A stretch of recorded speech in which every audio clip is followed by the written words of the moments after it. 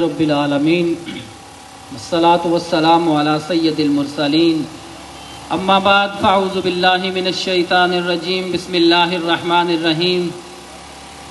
امیر جماعت اسلامی کنجا جناب بشیر الدین بٹ صاحب، دیگر ذمہ داران، معزز سیاسی سماجی شخصیات اہل کنجا، اللہ رب العزت کا قرآن پاک میں ارشاد ہے کہ ظلم کو ختم کرنے کے لیے جد و جہد کرو، جہاد کرو، یہاں تک کہ ظلم کو ختم کر دو۔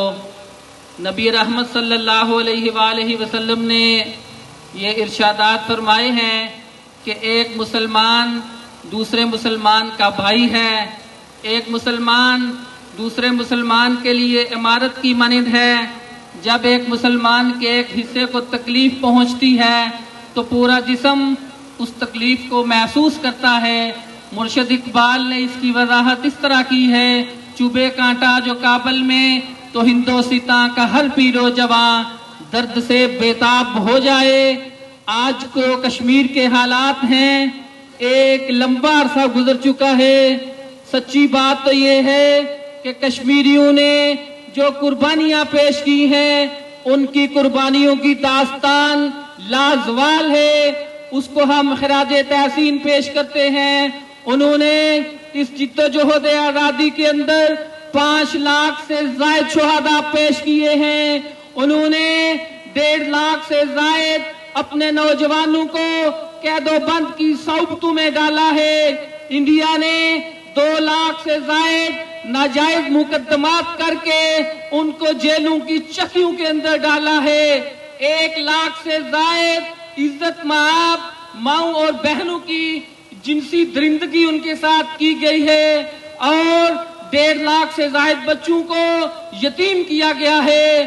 قربانیوں کی یہ داستان کہ پوری کی پوری لیڈرشپ پابند سلاسل ہے، ان کی آواز ہمارے تک پہنچانے کو بند کر دیا گیا ہے۔ میڈیا کو وہاں سے آنا اور جانا بند کر دیا گیا ہے۔ آج صورتحال یہ ہے کہ اس کو ایک خاموش قبرستان، وہ جو 16 اضلاع ہیں ان کو ایک قبرستان بنانے کی کوشش کی ہے، لیکن ہم ان مجاہدین کو خراج تحسین پیش کرتے ہیں کہ جو آج بھی اپنے لیے جد و جہد کر رہے ہیں، وہ پاکستان کی سلامتی کی جنگ لڑ رہے ہیں۔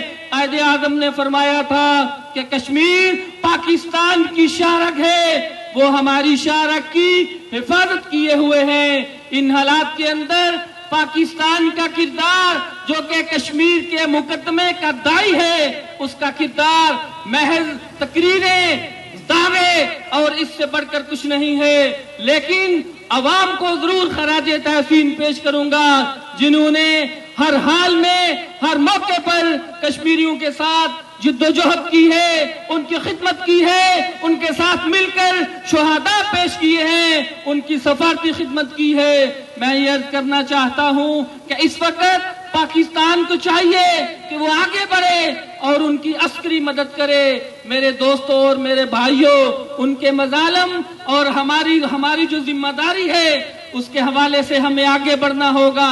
پاکستان کی حکومت کو ان کی عسکری مدد کرنے کے لیے، ان کی سفارتی مدد کرنے کے لیے صرف کمیٹیاں نہیں بنانی ہوں گی، عملی طور پر میدان میں آنا ہوگا۔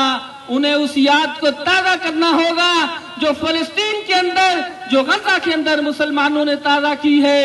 میں اپنی گفتگو کو سمیٹتے ہوئے یہ بتانا چاہتا ہوں اور یہ پیغام بھی دینا چاہتا ہوں کہ اے پاکستان کے حکمرانوں، کشمیر کے لیے بھارت سے آزادی مانگنا بند کر دو۔ جہاد کے ذریعے آزادی چھیننے سے ملتی ہے، حق چھیننے سے ملتا ہے، مانگنے سے نہیں ملتا۔ اور عالمی دنیا سے بھی یہ مطالبہ کرتا ہوں، اور ان کے جو منصفین ہیں، جو انصاف کی بات کرتے ہیں، جو جانوروں کے حقوق کی بات کرتے ہیں، ان سے یہ کہنا چاہتا ہوں کہ کشمیر کی جلتی وادی میں بہتے لہو کی دھار سنیں اور کشمیریوں کے لیے اپنی کردار ادا کریں۔ اس وقت جو پاکستان سمیت عالمی دنیا میں 80 لاکھ فوج ہے، 57 اسلامی ممالک ہیں، 2.25 ارب مسلمان ہیں، ان کی یہ ذمہ داری بنتی ہے، ان کا یہ فرض بنتا ہے کہ وہ کشمیریوں کے لیے نکلیں، اور بھارت جس کی درندگی، جس کی بربریت نے فرعونیت کو اور یزیدیت کو شرما کے رکھ دیا ہے، اس کو بے نقاب کرنا ہوگا، آگے بڑھنا ہوگا، ان کی مدد کرنا ہوگی، جہاد کا اعلان کرنا ہوگا۔ آخر میں مطالبہ کرتے ہوئے اس بات کا اپنی گفتگو کا اختتام کرتا ہوں کہ پاکستان اور پوری امت مسلمہ اس بات کا اعلان کرے، جہاد کا اعلان کرے۔ اگر پاکستان کی گورنمنٹ جہاد کا اعلان کر دے تو میں یقین کے ساتھ کہہ سکتا ہوں کہ یہ آج کا سورج اس وقت تک غروب نہیں ہوگا جب تک ہمارے یہ نوجوان، ہمارے یہ شہری، ہمارے یہ لوگ کشمیر میں داخل ہو کر اس کو باہر نہیں نکال دیں گے۔ تاریخ یہ جانتی ہے کہ جتنا کشمیر پہلے حاصل کیا ہے وہ بھی بدور شمشیر حاصل کیا ہے، اور بقیہ کشمیر بھی انشاءاللہ ہم بدور شمشیر حاصل کریں گے۔ وما علینا الا البلاغ المبین۔